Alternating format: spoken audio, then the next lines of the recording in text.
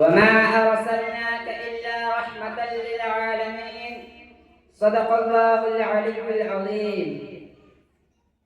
مشکل تھے جو راستے وہ آسان ہو گئے، کہ مشکل تھے جو راستے وہ آسان ہو گئے، دشمن بھی یہ دیکھ کر حیران ہو گئے. رکھا جب میرے نبی نے دنیا میں قدم، تو پتھر بھی کلمہ پڑھ کر مسلمان ہو گئے. معزز و مکرم علماء کرام، آج کی اس حسین مجلس میں معزز و مکرم علماء کرام کی موجودگی میں مجھ بے علم کا کچھ عرض کرنا ایسا ہی ہے جیسا کہ سورج کے سامنے بجلی کا چمکنا. لیکن بڑوں کا حکم مانتے ہوئے اپنی اصلاح کے غرض سے ایسی جرأت و ہمت کر رہا ہوں کہ آپ حضرات دعا کریں کہ اللہ تعالی ہمیں اور آپ کو کامیابی کی دولت سے سرفراز کرے.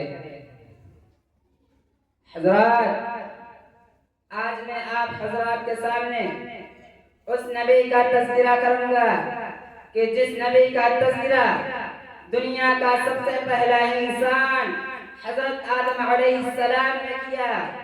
آج میں اس نبی کا تذکرہ کروں گا کہ جس نبی کا تذکرہ آدم ثانی حضرت نوح علیہ السلام نے کیا.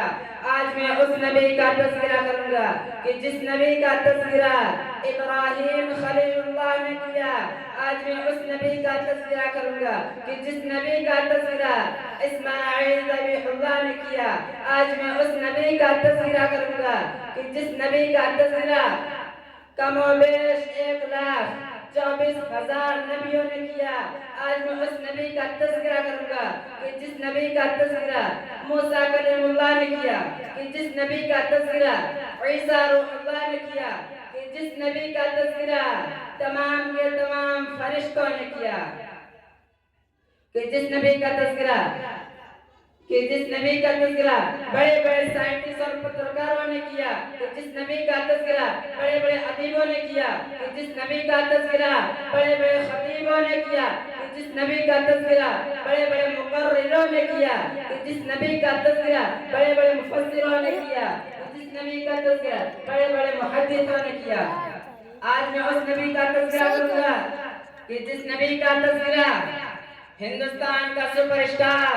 لیڈر مہاتما گاندھی نے کیا، کہ جس نبی کا تذکرہ شمس و قمر نے کیا، کہ جس نبی کا تذکرہ چرند و پرند نے کیا، کہ جس نبی کا تذکرہ خود رب العالمین نے کیا. وَرَفَعْنَا لَكَ ذِكْرَكَ.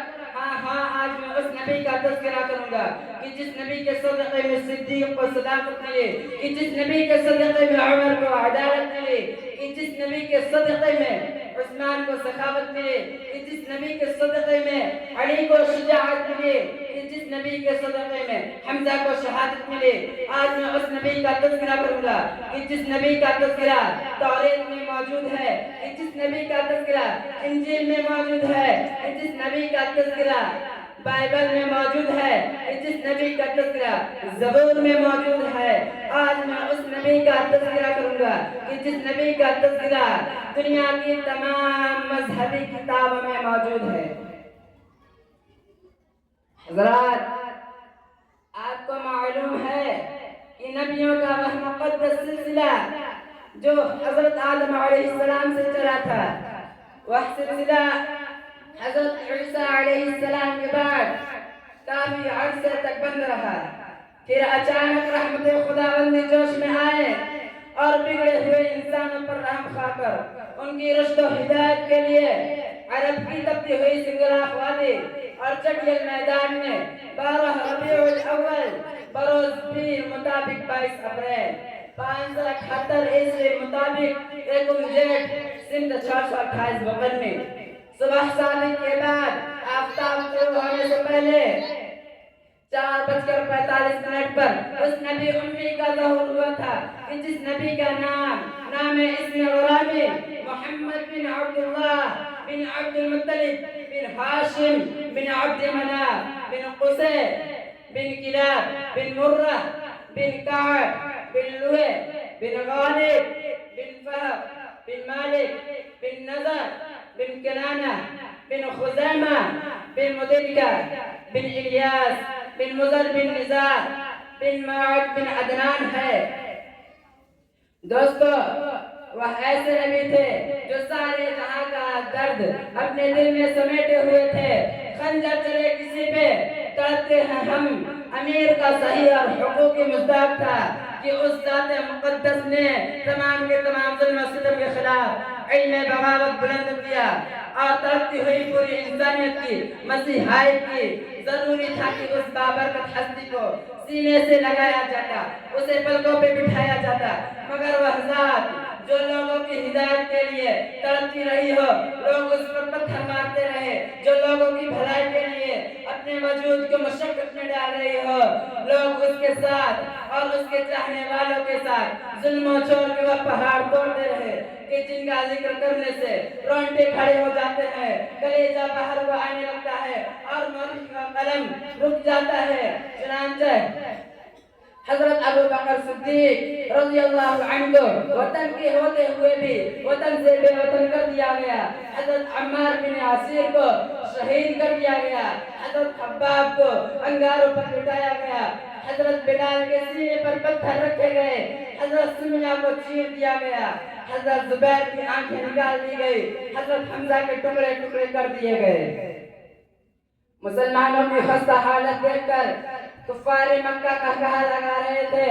اور کہہ رہے تھے کہ اے مسلمانوں، کیوں تم اپنے آبا و اجداد کا دین چھوڑ کر ہلاکوں برباد ہو رہے ہو؟ تم اب بھی محمد کا ساتھ چھوڑ دو، ہم تم پر سے ساری پابندیاں ہٹا دیں گے۔ مگر مسلمانوں نے جواب دیا، اے کفار سن لو، ہم حق پا چکے ہیں، انوار محمدی سے فیضیاب ہو چکے ہیں، لہٰذا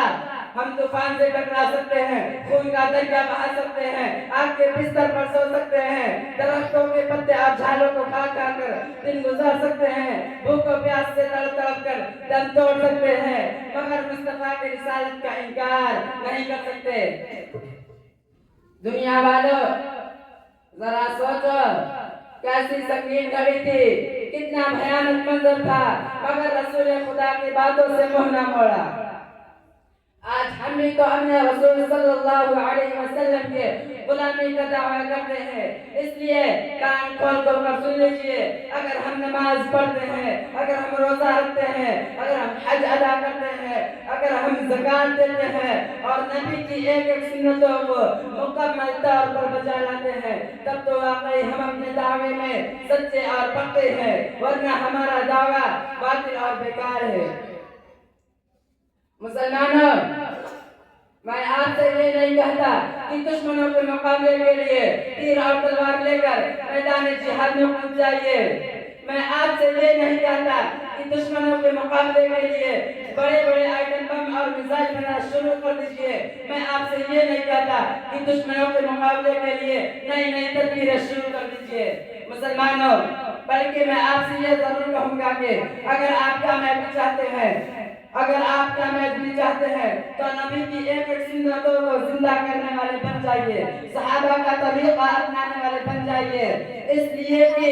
نبی کی سنت میں جو طاقت ہے وہ طاقت کسی نیزے اور کمان میں نہیں، نبی کی سنت میں جو طاقت ہے وہ طاقت کسی تیر اور تلوار میں نہیں، نبی کی سنت میں جو طاقت ہے وہ طاقت بڑے بڑے آئٹم بم میں نہیں، نبی کی سنت میں جو طاقت ہے وہ طاقت کسی میزائل میں نہیں، نبی کی سنت میں جو طاقت ہے وہ طاقت کسی حکومت کے پاس نہیں،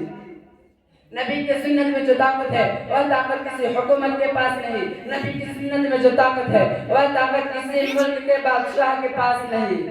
کسی شاعر نے کیا خوب کہا ہے کہ جام کی بازی لگا کر بھی ناکام ہو، کہ جام کی بازی لگا کر بھی ناکام ہو، ایک ادا چھوڑ کر کیسے بے دام ہو، صرف مسواک سے جنگ تو جیت لی، میرے آقا کی سنت بڑی چیز ہے۔ اس لیے میرے پیارے پیارے مسلمان بھائیوں، نبی کی سنت اور صحابہ کا طریقہ اپنا لیجئے، ساری دنیا خود بخود تمہارے قدموں تلے آ جائے گی۔ اللہ تعالی ہمیں اور آپ کو کہنے سننے سے زیادہ عمل کرنے کی توفیق عطا فرمائے اور آقا کی سنت پر دل و جان سے عمل کرنے کی توفیق عطا فرمائے۔ اسی شعر کے ساتھ میں اپنی تقریر کو ختم کرتا ہوں۔ کہ محمد سے وفات ہونے تو ہم تیرے ہیں، کہ محمد سے وفات ہونے تو ہم تیرے ہیں، یہ جہاں چیز ہے کیا لوح و قلم تیرے ہیں۔ السلام علیکم ورحمۃ اللہ وبرکاتہ۔